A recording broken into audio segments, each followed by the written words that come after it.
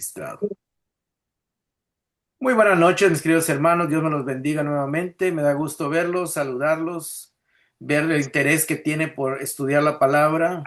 Eso a mí me es como una motivación, saber de que hay personas que están interesadas en estudiar la palabra de Dios Amén. y personas que quieren aprender. No quieren que les cuenten, no quieren que les engañen, sino que de primera mano vean lo que dice la palabra, ¿verdad?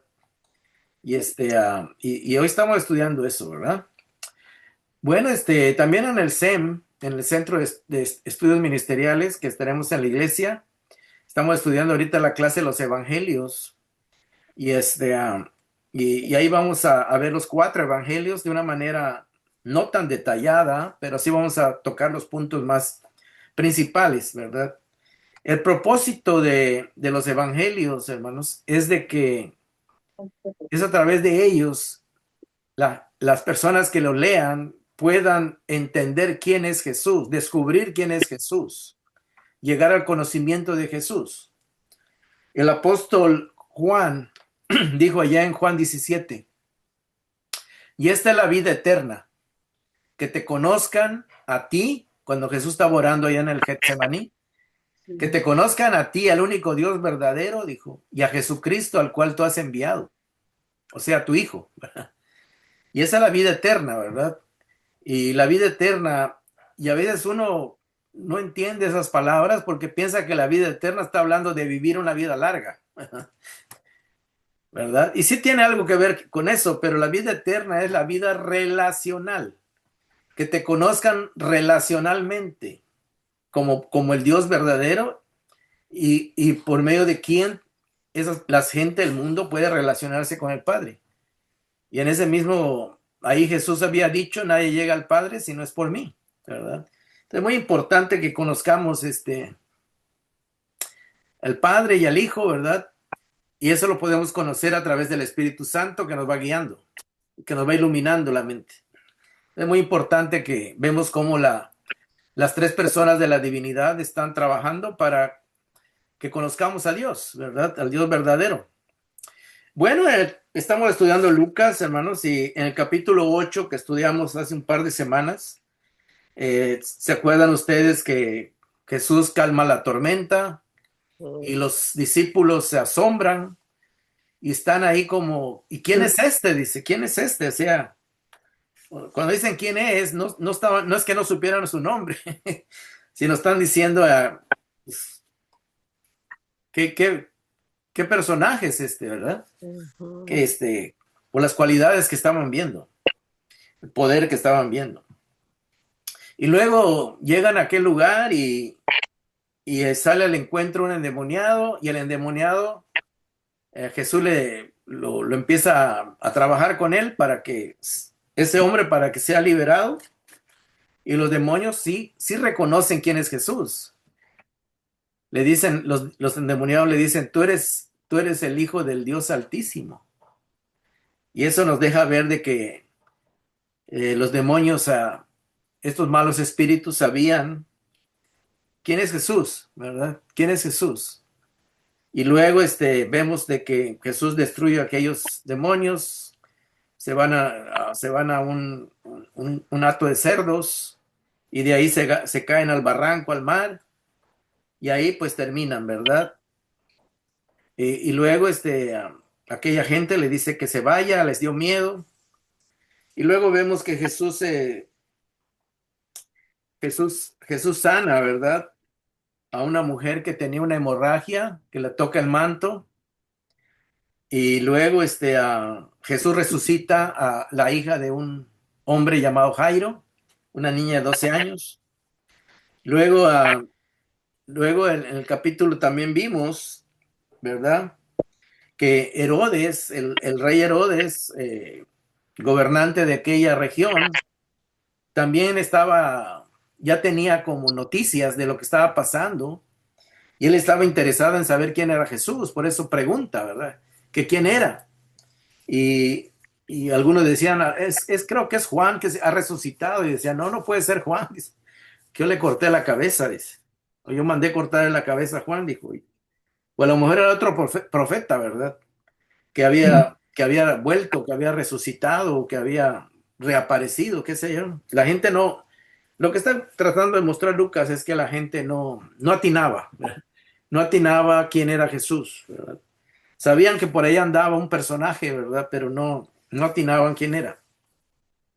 Luego vimos cómo Jesús multiplica los panes y los peces, Sí, alimenta a 5,000 personas o más, ¿verdad? Porque eran 5,000, como 5,000 hombres, pero además, pues sabemos que había mujeres y tal vez niños, pues era un grupo bastante grande, ¿verdad? Bastante grande.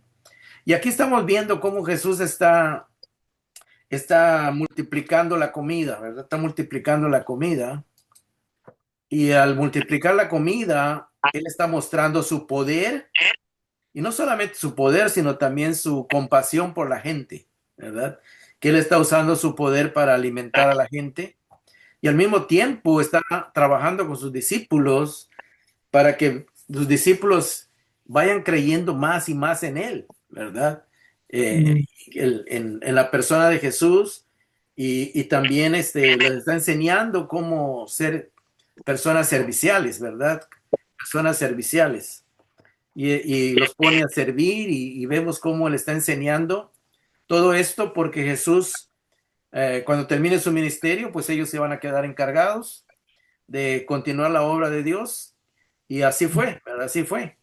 Y Jesús está bastante interesado en que ellos aprendan, ¿verdad? Que ellos se vayan desarrollando como discípulos.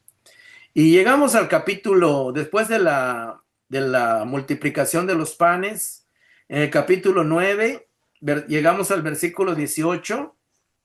Esto, lo que vamos a estudiar hoy es lo que pasó después de la multiplicación de los panes y de los peces, ¿verdad? Donde comieron pues mucha gente y aparte hasta les sobró una canasta por discípulo. 12 mm, canastas sobraron. O sea que cada discípulo cuando recogió se dio cuenta que sobró y hasta tuvieron para llevar, ¿verdad? O sea que todo esto sí, está pasando para que Jesús está trabajando en la fe de ellos, para que ellos empiecen a desarrollar más fe en Jesús y puedan confiar en Él y depender de Él, ¿verdad? Qué tan importante es que nosotros aprendamos a depender de Jesús, de Dios. mm, Es algo muy importante porque llega el momento en que nuestros recursos se acaban, nuestra capacidad se termina, está limitada. Entonces necesitamos aprender a depender de Jesús, ¿verdad? Así que hasta aquí pues estamos viendo todo eso. Y Jesús ahorita va a ver, va a hacerles un examen a sus discípulos, a ver si ellos ya están desarrollando más conocimiento quién es Él. Y del versículo 18 dice, un día Jesús estaba orando a solas. O sea, yo creo que se apartó a un lugar un poco más retirado, ¿verdad? Y dice que mm, estaba orando a solas. Y cuando llegaron sus discípulos, y cuando dice llegaron sus discípulos, preguntó, ¿quién dice la gente que soy? Hasta ahorita, a ver si Jesús está preguntando, a ver si ya lo están identificando como lo que Él es, sobre mm, quién es Él realmente, que no solamente es un carpintero, ¿verdad? O una persona que les hablaba de Dios. Y le respondieron, unos dicen que Juan el Bautista, lo mismo, lo mismo que le dijeron a Herodes, ¿ve? Uno dice que Juan el Bautista, otros que Elías y otros que uno de los antiguos profetas ha resucitado. O sea, le dan ahí varias opciones, ¿verdad? Eso es lo que decía la gente. Y ya lo vimos porque en el capítulo anterior, pues Herodes, eso mismo le dijo a Herodes. mm, O sea que la gente todavía no tenía certeza quién es Jesús. Ah, no estaban claros, ¿verdad? Y luego Jesús les hace la pregunta a ellos, ¿verdad? ¿Y ustedes? ¿Quién dicen que soy yo? En otras palabras, ¿qué opinan de mí? ¿Qué piensan de mí? ¿Verdad? ¿Piensan de que yo soy? ¿Quién soy yo? ¿Seré yo Juan el Bautista? ¿Seré yo mismo Elías que ha vuelto? ¿O seré otro de los antiguos profetas que ha resucitado? ¿Qué creen ustedes? ¿Quién soy yo? ¿Estarán igual ustedes que la gente? Preguntó Jesús. Pero luego dice en esta versión, dice, el Cristo de Dios, respondió Simón Pedro. Y lo afirmó Pedro. Eres el Cristo. La palabra Cristo es una palabra eh, traducida del griego. En griego es ixtos, ¿verdad? Que quiere decir el ungido. El ungido, eso quiere decir. La palabra Cristo quiere decir el escogido, el seleccionado, el que fue escogido por Dios, el elegido, eso quiere decir ixtus, que ya traducido al español es Cristos, ¿verdad? Cristos, ¿verdad? Y ya a nosotros nos llegó como Cristo, pero Cristo no es un nombre. Cristo es la traducción de lo que es el ungido, el Mesías, ¿verdad? Ixtus, es una palabra del griego, ¿verdad? Entonces, Pedro dice, tú eres el elegido. Eso quiso decir de una manera más entendible para nosotros. Tú eres el escogido. O sea, el que Dios ya había escogido desde mucho tiempo atrás para que fuera el que viniera prácticamente a traer una nueva era de renovación a Israel. Ellos sabían de que Dios iba a enviar un personaje, ¿verdad? Para que renovara al pueblo en su vida espiritual y en su relación con Dios. Ellos lo sabían que iba a llegar, pero no sabían cuándo. Entonces, cada vez que estén, por eso cuando Juan el Bautista estaba bautizando y predicando en el desierto ahí de Judea, ¿verdad? Ahí en el río Jordán, los fariseos fueron a preguntarle que si él era el Cristo. Y él dijo, no, no soy. Dijo, yo soy una voz, dice, que está aquí anunciando en el desierto, dice, que se arrepientan, porque ya se acerca el Mesías, dice, el elegido, el verdadero. Yo nada más soy alguien que está anunciando que va a llegar. Así que y cuando los fariseos se encontraban con Jesús, le hacían preguntas, ¿verdad? Y le hacían para que él dijera si él era, ¿verdad? Y Cristo se lo daba a entender, pero ellos se quedaban confundidos porque decían, no, ¿cómo va a ser el Cristo un hombre tan sencillo, ¿verdad? Tan sencillo, o sea, sin, Humilde. sin sin un aspecto de ser un guerrero, ¿verdad? De ser un líder político, ¿verdad? Entonces decían, no, ¿cómo va a ser? Decían. Ellos estaban esperando un hombre así, pues, con una personalidad guerrera, con una personalidad política que moviera al pueblo y transmitiera un mensaje de rencor, de odio contra los romanos. Y como Jesús no era nada de eso, pues ellos decían, no, pues no puede ser. Decían. ¿Cómo va a ser este hombre que ni mata una mosca? Decían, ¿cómo va a ser? Dice. No, entonces tenían una confusión ellos. Por eso Jesús está trabajando con sus discípulos para que realmente puedan conocer quién es Él. Pero no solamente identificarlo personalmente, sino identificarlo con lo que Él iba a hacer. Porque tal vez ellos cuando vieran que Jesús no era el líder político, guerrero que ellos esperaban, a lo mejor ellos también se iban a desilusionar, ¿verdad? Entonces ahorita vamos a ver cómo Jesús empieza a trabajar con sus discípulos, ¿verdad? Entonces estamos en capítulo 9, dice así, y Pedro dijo, el Cristo de Dios, o el escogido de Dios, el ungido de Dios.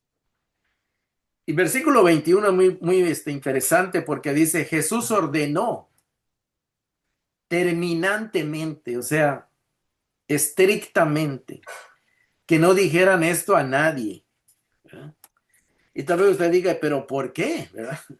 Precisamente porque la gente tenía otra idea de lo que iba a ser el Mesías. Pero en el plan de Dios, este Mesías que Jesús, él iba a hacer otras cosas.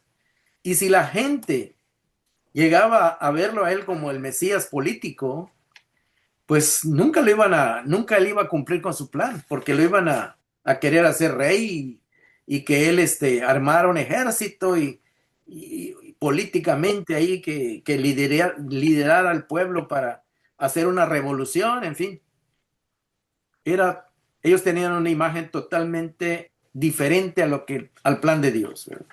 Entonces, muy por eso Jesús dice, les ordenó terminantemente que no dijeran esto a nadie. Y en el versículo 22, Jesús ya les dio a entender que Él sí es el Hijo de Dios, porque no le dijo que no era, pero les dijo que no divulgaran esto, que no lo dijeran. Y luego Él va a decir la razón, versículo 23, y les dijo, el Hijo del Hombre, o sea, Él hablándose de Él mismo, tiene que sufrir muchas cosas, dice, y ser rechazado por los líderes religiosos, los jefes de los sacerdotes, los que trabajan en el templo, y los maestros de la ley. O sea, todo lo que era el conjunto de liderazgo del pueblo de Israel, los sacerdotes, los líderes religiosos, que eran los fariseos, y otro grupo que se llamaba los saduceos, ¿verdad? Entonces, esos grupos lo iban a rechazar. Los jefes de los sacerdotes, que eran saduceos, ¿verdad? Y los maestros de la ley, los rabinos, los que enseñaban como Nicodemo, ¿verdad? Que era un grupo de gente que estudiaba mucho el Antiguo Testamento y estaban esperando al Mesías, pero lo estaban esperando de acuerdo a la idea que ellos tenían, no a la idea de Dios, según el plan de Dios. Y Jesús, al decir esto, hermanos, aún para los discípulos era algo impactante, porque tampoco ellos esperaban que Jesús viniera a morir. Al contrario, él quería que los que murieran fueran los romanos y los sacarlos de ahí, ¿verdad? Por eso dice, el Hijo del Hombre tiene que sufrir muchas cosas y ser rechazado por los líderes religiosos, los jefes de los sacerdotes y los maestros de la ley. Y luego mire qué dice Jesús, es necesario que lo maten. Jesús mismo está diciendo, es necesario que me maten. Imagínense, oír eso, ¿verdad? Y que resucite al tercer día. Son palabras que ellos pues no estaban con el deseo de oír esto. Más adelante vamos a ver cómo Pedro, cuando lo vuelve a decir, dice que lleva a Jesús aparte y le dice, no, ni se te atreva, deja de estar diciendo eso, le dijo Pedro. Y ¿cómo crees tú que cómo estás diciendo que te van a agarrar y te van a matar? ¿Y se acuerdan lo que le dijo Jesús a Pedro? Apártate de mí, le dijo, enemigo, contrario, ¿verdad? Porque estás pensando de acuerdo como piensa la gente humana, ¿verdad? Y no estás pensando de acuerdo al plan de Dios, ¿verdad? Entonces, muy importante esto, ¿verdad? Entonces ya les dijo Jesús aquí que es necesario que él muriera, que iba a sufrir y ser rechazado, ¿verdad? Y finalmente iba a ser muerto. Pero también Jesús está diciendo que él iba a resucitar el tercer día. O sea que el plan Jesús de su muerte la tenía bien claro, ¿verdad? No fue algo sorpresivo que él nos esperaba, no, él sabía el plan de Dios, ¿verdad? El plan del Padre. Él lo sabía bien, y por eso se los dice, pero se lo está diciendo como para prepararlos para lo que va a ir viniendo. Y luego el versículo 23 dice, dirigiéndose a todos sus discípulos, dice así, si alguien quiere ser mi discípulo, que se niegue a sí mismo, tome su cruz cada día y me siga. Bueno, para entender esto, hermano, tenemos que entender el contexto, ¿verdad? Ser discípulo de Jesús, Jesús lo está advirtiendo. Las personas que eran crucificadas en Israel eran crucificadas por el gobierno romano. Los romanos, a todos los que se sublevaban políticamente y les hacía la guerra a los romanos, cuando los agarraban, los crucificaban y los dejaban colgados allí para que la gente viera que todo aquel que se rebelara contra el gobierno le iba a ir mal, ¿verdad? Entonces a Jesús le está diciendo a sus discípulos, si alguien quiere ser mi discípulo, en otras palabras, sí, yo voy a ser el maestro, el líder, pero dice, yo al hacerme líder de mi causa, ¿verdad? De la causa que yo voy a representar, el gobierno romano no me va a querer. El gobierno romano me va a ver como alguien, como un enemigo, ¿verdad? Y no solo el gobierno, también los líderes religiosos. En otras palabras, que todos iban a estar en contra de Jesús, tanto los religiosos como los políticos, los romanos. O sea que todos iban a estar en su contra. Eso es lo que está queriendo decir. Si alguien quiere ser mi discípulo, que se niegue a sí mismo, dice. Que niegue su manera de pensar, que niegue su manera de ver la vida, ¿verdad? La vida política y la vida religiosa, porque él traía un cambio total, ¿verdad? Si alguien quiere ser mi discípulo, que se niegue a sí mismo, quiere decir, que deje de ver la vida como la miran todos, religiosamente y políticamente. ¿Cómo la miraban la gente, en Israel? Bueno, los romanos miraban a los judíos como sus súbditos, como sus enemigos, como a los que tenían dominado. Pero ellos sabían también de que el pueblo no estaba feliz con ellos ahí. Y en cualquier oportunidad se iban a sublevar y tal vez iban a morir algunos romanos, iban a morir judíos, porque estaban en un ambiente de guerra, ¿verdad? Estaban en paz, pero tensos, con una tensión de que podía pasar algo, ¿verdad? Así que Jesús dice que se niegue a sí mismo, es negar tu manera de pensar, tu manera de pensar. Y luego dice, tome su cruz. Ya vimos que la cruz la tomaban no es que la tomaran todos aquellos que se sublevaban contra el gobierno, sabían que lo que les esperaba era una cruz. Si los romanos lo agarraban como rebeldes, lo más seguro es que iban a morir crucificados. Y Jesús le está diciendo, tome su cruz cada día. O sea, mi causa, dice Jesús, es una causa donde va a estar en riesgo la vida. Eso les quiere decir. La vida física, la integridad va a estar en riesgo. Porque lo que yo traigo, dice Jesús, no le va a caer bien ni a los religiosos ni a los romanos. En otras palabras, todos van a estar en contra de mía y de mis discípulos. Bueno, y luego más adelante lo vimos en la historia de la iglesia, porque cuando Jesús ascendió al cielo, vemos que cuando Pedro empieza a predicar, pues matan a espada los soldados. Herodes mandó matar a Santiago, ¿verdad? Lo mataron, ¿verdad? Y a Pedro lo metieron a la cárcel y lo iban a matar al día siguiente, pero gracias a Dios un ángel le abrió las puertas de la cárcel y salió.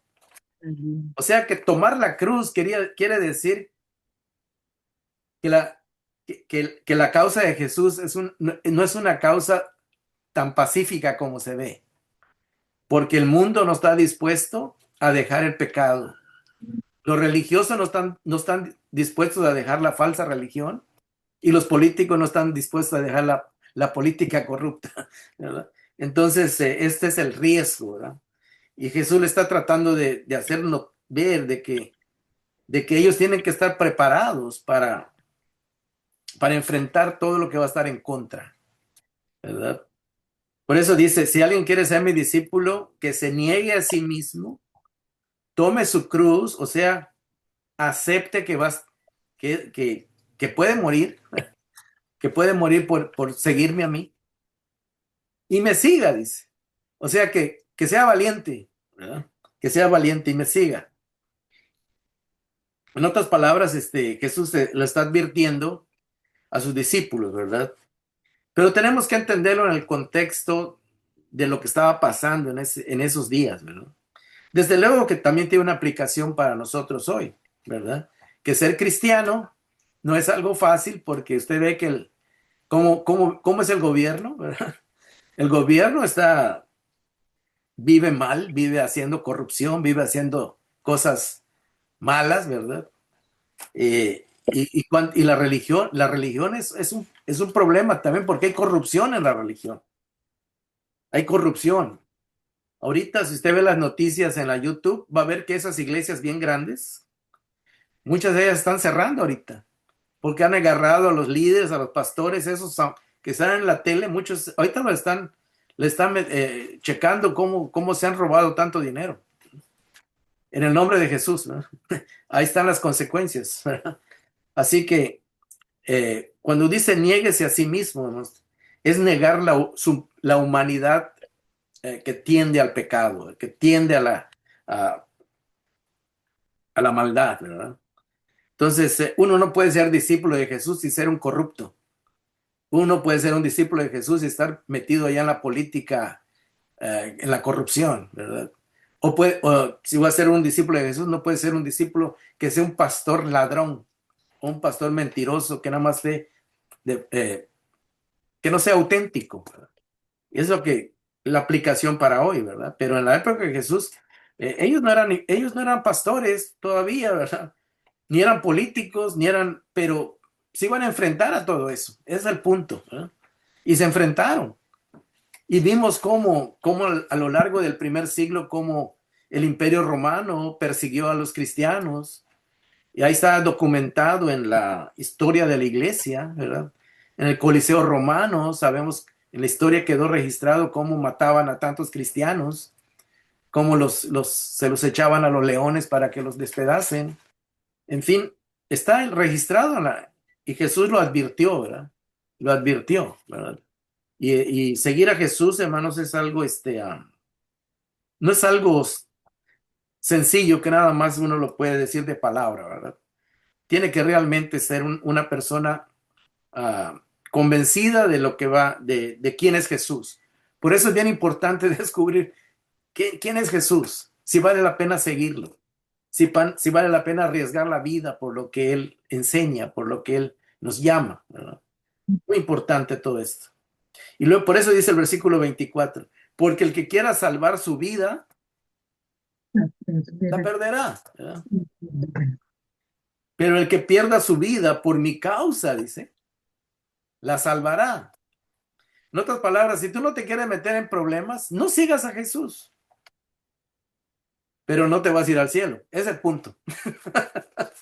Es lo que está queriendo decir Jesús. Si no te quieres meter en problemas, no te metas, dice Jesús. Vas a salvar tu vida aquí físicamente, pero al final la vas a perder porque va a terminar con los incrédulos. Y luego dice, pero el que pierda su vida aquí en este mundo, hablando de la vida física, por mi causa, dice, la salvará. O sea, terminará en el cielo conmigo, en mi reino. En otras palabras, Jesús está hablando del riesgo de perder la vida. En esas circunstancias en que vivían ellos allá en Jerusalén. Y sabemos que todo lo que pasó en el año 70, en el año 66, los israelitas se sublevaron contra los romanos. Y luego vino una guerra ahí, ¿verdad? Y luego los romanos se retiraron, como estaban perdiendo, se retiraron. Y también porque el emperador romano murió. Y como había cambio de emperador, pues se terminó la guerra momentáneamente, un año estuvieron sin guerra. Y luego volvieron en el año 69, rodearon Jerusalén, fue la gran tribulación porque murieron más de 1 millón de judíos, ¿verdad? Una masacre, ¿verdad? Y ahí se cumplió lo que Jesús anunció en Mateo 24, ¿verdad? Que se cumplió. Entonces estamos viendo todo eso. Y Jesús sabía que sus discípulos, aún después de la destrucción de Jerusalén, cuando ellos salieran y tuvieran una fe diferente a la que tenían los romanos, eran idólatras porque tenían muchos dioses, Ellos iban a ser perseguidos, iban a ser torturados, iban a ser masacrados por su fe, ¿verdad? Por no ser idólatras, ¿verdad? Como eran los romanos. En otras palabras, los discípulos fueron despreciados tanto por los líderes religiosos de Israel como por los romanos, ¿verdad? O sea que tenían dobles enemigos. Así que, y Jesús le está advirtiendo. Y luego dice el verso 25, ¿de qué le sirve a uno ganar el mundo entero si se pierde o se destruye a sí mismo? Versículo 26, si alguien se avergüenza de mí y de mis palabras, dice Jesús, o sea, de mis enseñanzas, de quién soy yo, el Hijo del Hombre, o sea, él, Jesús, se avergonzará de él cuando venga en su gloria y en la gloria del Padre y de los santos ángeles. Cuando venga la recompensa, dice, pues, a él no le va a tocar, porque la vida eterna, porque pues no quiso, ¿verdad? No la quiso, porque fue una persona que no se quiso comprometer, ¿verdad? Además, les aseguro, dice Jesús, que algunos de los que están aquí presentes, está hablando con sus discípulos hace 2000 años, no sufrirán la muerte sin antes haber visto el reino de Dios. O sea, la manifestación de que Él, Jesús, es el Rey y Él va a mostrar que el reino de Dios es real. Entonces, Jesús le está diciendo a sus discípulos, algunos de ustedes van a ver la realidad de quién soy, que yo soy el Rey, ¿verdad? El Rey del reino de los cielos, ¿verdad? Que ya estoy aquí presente. Entonces, hasta ahí, termina esta parte de cuando está con ellos, ¿verdad? Pero el capítulo 9 ahorita a 3 de ellos les va a mostrar el reino de Dios. Ahorita a 3 de ellos, ahorita lo vamos a ver del versículo 9 al versículo del 28 al que sigue, que es precisamente lo que predicó el hermano Ochoa este domingo pasado.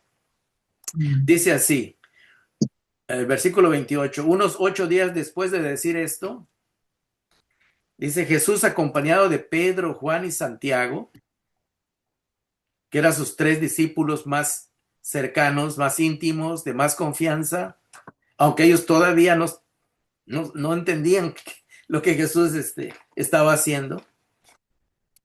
Aunque Pedro ya había dicho que él era el ungido, pero Pedro todavía pensaba de que ungido para hacer la guerra, no para morir en la cruz. Él todavía no entendía eso, ¿no?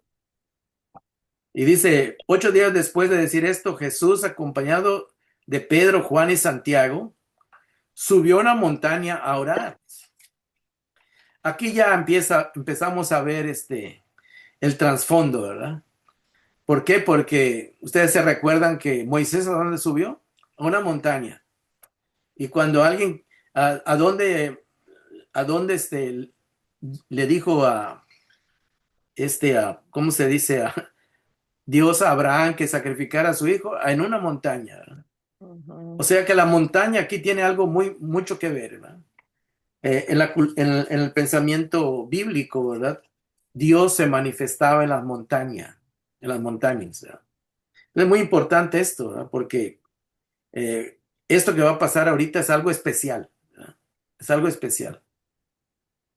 Ustedes se recuerdan cuando Moisés le dijo a Dios, muéstrame tu rostro, le dijo. ¿Se acuerdan esa parte en Éxodo, ¿verdad? Y Dios le dijo que no podía hacer eso porque si mostraba su rostro se iban a morir, iban a caer ahí muertos. Le dijo, no, pero al menos le dijo Dios, vas a ver, cuando yo pase, dice, vas a ver un poco de la luz que donde voy a pasar. Y así fue, ¿verdad? Dice que Moisés se escondió en una roca ahí, detrás de una roca, y pasó Jesús, ¿verdad? Claro que en su estado antes de encarnarse, ¿verdad? Acordémonos que Jesús es Dios hecho hombre, ¿verdad? Entonces estamos viendo, no es el mismo Padre, no es el Padre, pero es la esencia de Dios, ¿verdad? ¿Qué pasó? ¿Verdad? Y estamos viendo todo eso. Pero lo que estamos viendo aquí es que Jesús se va a la montaña y se lleva a 3 de sus discípulos. Y dice el versículo, y se puso a orar, dice. O sea que se puso a, entendemos que estaba orando, no le estaba orando a un ídolo, ni a un árbol, ni a una piedra, le estaba orando al Padre, ¿verdad? Estaba en Ujú. contacto, en conexión con el Padre. Yo me imagino como dándoles a entender de que todo lo que él hacía, todo lo que Jesús hacía, lo hacía con la dirección del Padre y del Espíritu Santo. Entonces dice, mientras oraba, su rostro se transformó. Es lo que explicaba el hermano de la metamorfosis. Cambió su rostro. ¿En qué Ujú. sentido? Que empezó a brillar. Imagínense, de estar así normal como nosotros, imagínense que empieza a brillar, que sea una luz tan fuerte, ¿verdad? Dice, dice, se transformó, dice, se transformó en una luz y su ropa se volvió blanca y radiante. O sea, que era tan fuerte la luz que salía de Cristo, ¿verdad? Que dice que su rostro y su ropa se miraban con un brillo, yo me imagino, pues, muy fuerte, ¿verdad? Desde luego que esta, esta, esta luz y toda esta expresión que estaba pasando no estaba reflejando todo Su lo que él esplendor, podía reflejar. ¿Por qué? Porque si no ahí los discípulos caen fulminados. los desintegraba. Simplemente fue como algo para mostrarles quién es, ¿verdad? Pero no con toda su intensidad porque sabemos de que pues no iban a poder soportar. Pero sin embargo, él está regulando todo lo que hace, ¿verdad? Lo está haciendo para que vean, ellos realmente empiezan a descubrir quién es Jesús, con el que él está, al cual le van a depositar toda su fe y aún van a arriesgar sus vidas. Porque más adelante, Pedro fue, bueno, al final todos los apóstoles murieron, ¿verdad? 12 de ellos murieron en situaciones de violentas, ¿verdad? Y solo el apóstol Juan se dice que murió de muerte de viejo, ¿verdad? Pero aún al apóstol Pedro lo crucificaron, a Santiago lo mataron a espada, ¿verdad? A Pablo le cortaron la cabeza. Todos ellos ah, ah, tomaron su cruz en el sentido de que aceptaron el desafío de que podían morir por la causa de Jesús, ¿verdad? Entonces ese es el punto ahora que estamos viendo. Pero su ropa, dice, y su rostro se volvieron blanco y radiante. Y luego dice, y aparecieron dos personajes, Moisés y Elías. Wow, esto es bastante interesante, porque Moisés es el líder que se subió a la montaña y recibió los 10 mandamientos y fue el que sacó al pueblo de Egipto, y luego los llevó por el desierto, perdón. Es el que le pedía a Dios que mandara comida y todo eso. Ujú. Moisés fue el líder, ¿verdad? El líder del pueblo de Israel cuando salió de Egipto.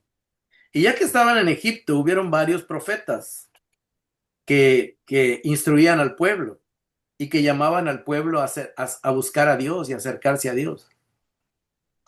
Y uno de ellos que sobresale en el Antiguo Testamento fue el profeta Elías, ¿verdad? El profeta Elías fue aquel profeta que hizo que le pidió no el que lo hizo, ¿verdad? Pero le pidió a Dios que mandara fuego del cielo y quemara el holocausto. Era el único profeta que quedaba de los profetas fieles a Dios. Mientras que en el pueblo habían 450 profetas de Baal, o sea, de un dios pagano de los vecinos, ¿verdad?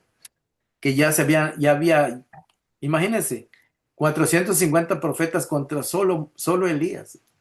Y Dios respaldó a Elías, ¿verdad? Y lo confirmó como profeta verdadero. El verdadero. O sea que eran hombres realmente entregados, que entregaron su vida a Dios, ¿verdad? Por la causa. Así que sale Moisés y sale Elías y dice que se pusieron a conversar con Jesús, ¿verdad? O sea que estaban platicando. Ahí, de qué hablaban, no dice, pero estaban conversando, ¿verdad? Y el hermano explicaba, ¿verdad? El hermano explicaba cómo es que todo lo que ellos anunciaron y prepararon el camino para la llegada de Jesús, ¿verdad? Entonces todo esto está relacionado, ¿verdad? Con Jesús. Porque en realidad todo lo que Moisés hizo cuando abrió el mar y hizo caer maná del cielo, era Jesús. Era Jesús que Ujú, estaba ahí con él, ¿verdad? En el desierto. Con el Padre y con el Hijo, desde luego. Porque ellos nunca están desunidos, ¿verdad? Siempre ujú, están, es un solo Dios que no se separan, ¿verdad? En el Espíritu están unidos, ¿verdad? Entonces, y eso es lo que están platicando, me imagino ahí, ¿verdad? Yo me imagino que Jesús le dijo, ¿te acuerdas cuando se abrió el mar? ¿Te acuerdas cuando cayó el maná del cielo? Y Elías, le dijo, ¿te acuerdas cuando mandé fuego del cielo y se consumió el holocausto? Yo me imagino que están hablando de esos acontecimientos, ¿verdad? Algo así, no lo puedo asegurar porque no lo dice, ¿verdad? Pero son las cosas que ellos hicieron apoyados por Dios. Conversaba con Jesús. Versículo 31 dice, tenían un aspecto glorioso. En otras palabras, que Jesús, cuando habla que tenían, ahora ya está hablando de los tres. Dice, tenían Moisés, Elías y Jesús, tenían un aspecto glorioso. Esa palabra glorioso quiere decir brillo. La gloria es brillo. O sea que como que tenían una luz o algo, ¿verdad? Algo así.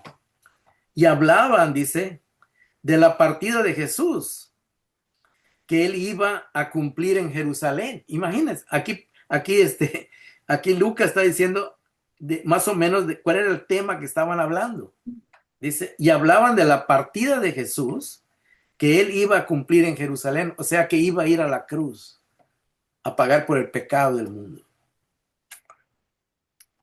Y luego dice el verso 32, Pedro y sus compañeros estaban rendidos de sueño, pero cuando se despabilaron, o sea, como que empezaron a abrir mal los ojos, dice, vieron su brillo, eso quiere decir, cómo brillaba, y a los dos personajes que estaban con él, o sea, a Moisés y Elías. Y mientras estos se apartaban de Jesús, Pedro, sin saber lo que estaba diciendo, o sea, sin realmente darse cuenta de lo grandioso que estaba ahí pasando, propuso, maestro, qué bien que estemos aquí, dice. Podemos levantar 3 albergues, dice. O sea, 3 chozas.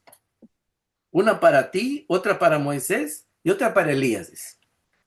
Fíjese, como que si Moisés y Elías iban a quedar ahí, ¿verdad? Ah, como que habían venido para quedarse o qué sé yo, qué estaba pensando este hombre, ¿verdad? Pedro. Como diciendo, mira, pues si quieres aquí podemos hacerles un cuartito a cada uno, ¿verdad? A ver cómo los acomodamos, ¿verdad? Le hacemos una sombra aquí. Y dice que estaba hablando todavía cuando apareció una nube, dice, que los envolvió. Acuérdense, hermanos, de que la nube representa la presencia de Dios en el Antiguo Testamento. ¿Ya? Cuando Dios quería que el pueblo se diera cuenta que Él estaba presente, apareció una nube, ¿verdad? La nube representa la presencia de Dios. Para que ellos se dieran cuenta, aunque Dios siempre está presente en todos lados, ¿verdad? Dios siempre es omnipresente, Dios está presente en todos lados y en todo el tiempo. Pero aquí para que se dieran cuenta que Dios estaba presente, por eso salió la nube, apareció la nube. Entonces dice aquí, estaban hablando todavía el verso 34, cuando apareció una nube que los envolvió y al entrar en la nube, dice, o sea, cuando la nube ya se puso donde estaban ellos, yo me imagino que se asustaron. Dice, apareció una nube que los envolvió, dice, y al entrar en la nube, dice, se asustaron. como diciendo, wow, ¿cómo va a ser posible? Porque ellos ya estaban conectando que la nube representa la presencia de Dios, ¿verdad? Y dice, se asustaron. Verso 35. Entonces salió de la nube, fíjese, algo inmaterial, algo que no se puede tocar. Una nube es como vapor, ¿verdad? La, la nube que está en el cielo es vapor de agua, ¿verdad? Entonces salió de la nube una voz, dice, que dijo, este es mi hijo, mi escogido. Esa palabra escogido quiere decir mi ungido, mi escogido, el seleccionado, el que yo ya aparté, el santificado que aparté para mi plan. Y luego dice, este es mi hijo, mi escogido. Y luego dice, escúchenlo, escúchenlo. Eso quiere decir, háganle caso a lo que va a decir o lo que dice. Crean en él, crean en sus palabras. Como diciendo, si le creyeron a Moisés, si le creyeron a Elías, si Moisés fue un hombre de Dios y con sus hechos poderosos, Dios comprobó que en su momento él había sido escogido para ser líder del pueblo. Y Elías también, Dios lo escogió para que a través de él Dios se manifestara al pueblo y hizo caer fuego del cielo. Todos esos hechos que pasaron corroboraron que eran hombres escogidos por Dios. ¿Cuánto más ahora mi hijo? Dice esta voz, ¿verdad? Que ha sido escogido para llevar a cabo lo que falta del plan, ¿verdad? Por eso dice, escúchenlo. Como dando a entender, lo que se escribió en el pasado ya es pasado. Lo que se escribió en el Antiguo Testamento ya es pasado. Ahorita este es el momento, este es un momento especial donde las cosas que se anunciaron ya se están cumpliendo. Luego dice el verso 33, después de oírse la voz, Jesús quedó solo, o sea que Moisés y Elías desaparecieron. Y dice, los discípulos guardaron esto en secreto y por algún tiempo a nadie contaron nada de lo que habían visto. Visto. En otras palabras, que ellos se dieron cuenta y ellos tenían una idea de que Jesús sí era el Hijo de Dios, como Pedro dijo, ¿verdad? Pero con esto quedó súper confirmado. Imagínense, fue una experiencia única, porque nadie volvió a ver a Jesús así brillando, ¿verdad? Solo estos tres lo vieron. Ay, ¿por qué son tres? Porque en boca de dos o tres testigos consta una verdad. Ujú. Es muy importante esto también. Si se hubiese llevado solo a Pedro, Jesús, pues quién sabe si le iban a creer a Pedro cuando después lo contara. O sea que para que algo sea verídico, tiene que ser dos o tres testigos. Y aquí Jesús llevó a tres testigos, tres personas que presenciaron esto, que no fue algo que nada más se lo imaginó Pedro o Jacobo o Juan, sino que Juan. lo vivieron, fue algo, una realidad que ellos no podían negar, que no podían, porque si le hubiese pasado a uno, hubiese dicho, pues quién sabe si lo soñé o lo vi, yo no sé, pero aquí eran tres, ¿verdad? Eran tres. Entonces, y estos tres discípulos fueron los líderes de la iglesia cuando empezó, ¿verdad? Pedro fue el primero que predicó. Santiago era el líder de la iglesia, ¿verdad? El que administraba. Por eso lo mataron, ¿verdad? Y a Pedro le iban a matar también, pero gracias a Dios que un ángel lo sacó de la cárcel, ¿verdad? Entonces, pero estamos viendo de que ellos experimentaron de primera mano todo esto. Ellos, nadie se los contó, nadie se los inventó. Ellos lo vivieron en carne propia, ¿verdad? Entonces, esta fue una experiencia sobrenatural.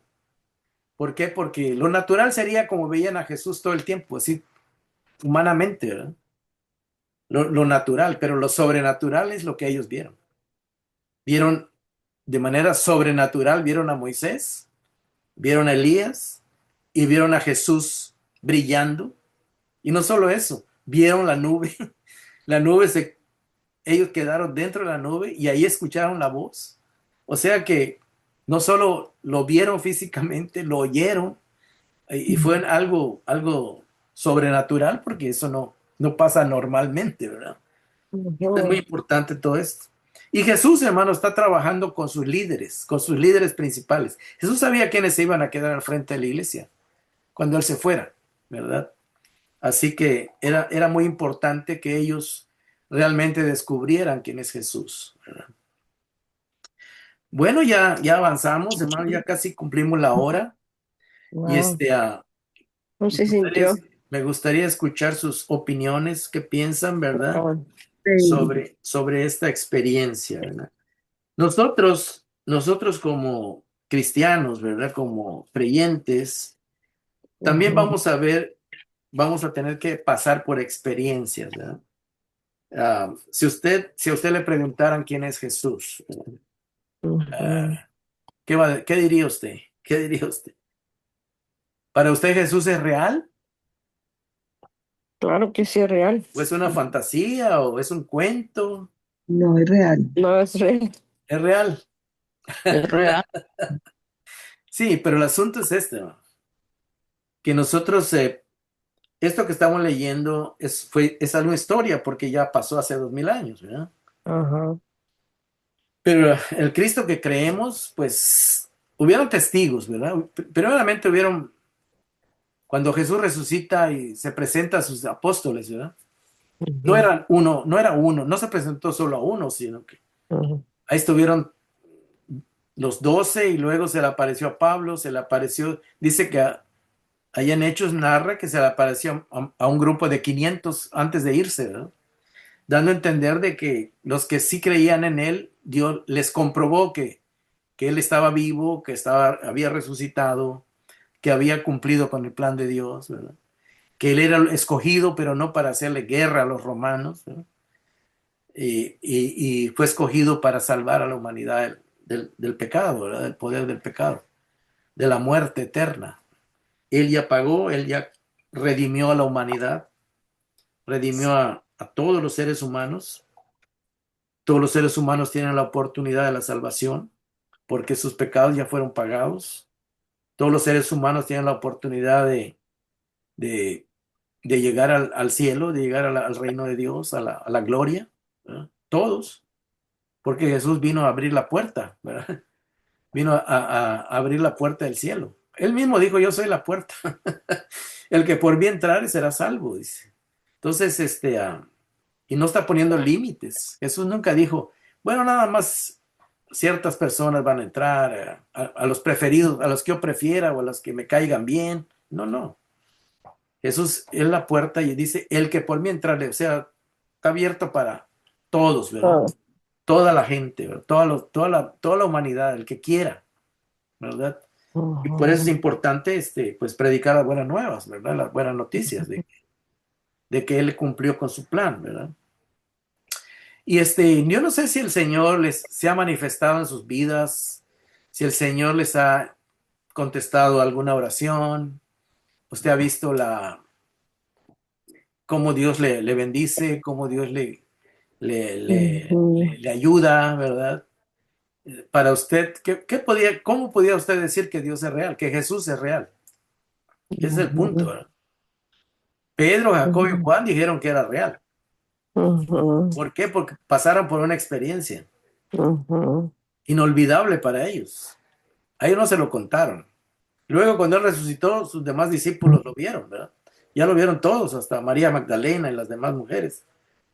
Entonces, pero ¿cómo ahora podemos darnos cuenta que Jesús es real? Es el punto, ¿verdad? ¿Cómo ahora ujú, podemos darnos cuenta? ujú. Pues ahí voy a terminar la grabación, pero quédense ahí para que ustedes me digan cómo pueden estar seguros de que Jesús es real.